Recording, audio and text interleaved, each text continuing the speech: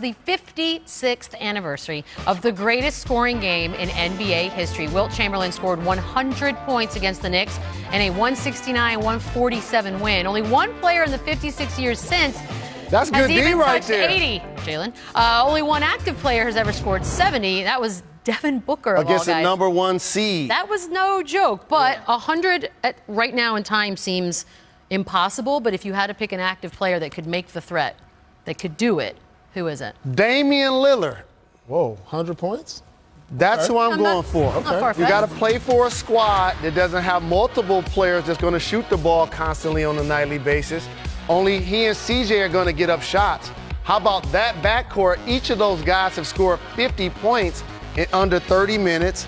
He's been terrific as of late. He's 7th in the league in drives. He's 4th in pull-ups. He's 6th in isolation points, which means he can get it in all facets, and he can even go to the basket and dunk on you, and he's clutch. You know what? When you talk about 100 points or even 70, listen, it's not about the skill set. You know, you got guys who can shoot the three, go to the free throw line a la James Harden, and get to the hole. But you got to get close to that. It's about the mentality. And my guy is Russell Westbrook.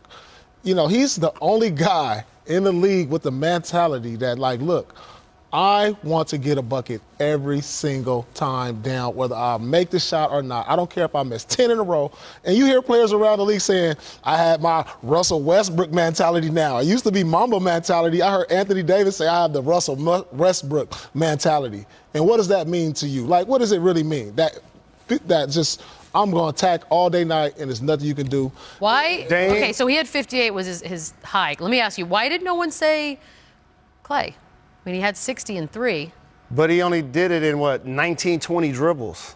So that you got to get easy ones. To get to that level, and I've never been, you know, that deep in the ocean to where I'm getting 60, 70. But I understand when I watch Kobe and you see the McGrady's who had 60 and 3/4, they got easy buckets. And, you know, Klay Thompson shoots a lot of three. He hardly gets to the basket and gets a lot of easy ones. He gets them, but not a lot. But you couldn't see a guy like that just getting hot and they just keep. Well, number one, to get 23s. But also, you got to, in theory, be the #1 or 2 option, which Klay isn't. No, but on a night where he gets hot, you got to be able to create for yourself off the dribble. He had 60 and you got to be able to get to the line.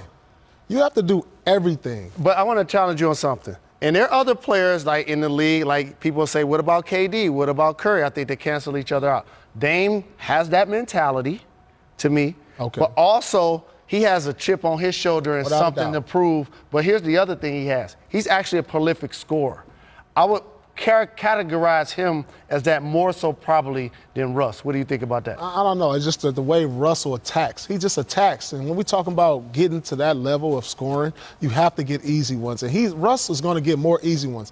Now, Russ can get hot. And you've seen him get hot from three-point on those nights. He can get to the line with the way he attacks.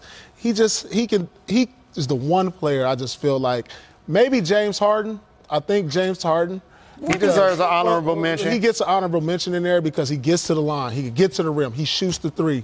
So I'm going to say between those two, they can come to close. One more mention, Kyrie Irving got to get discussed in this conversation. All right, fair enough. You threw him in there at the end.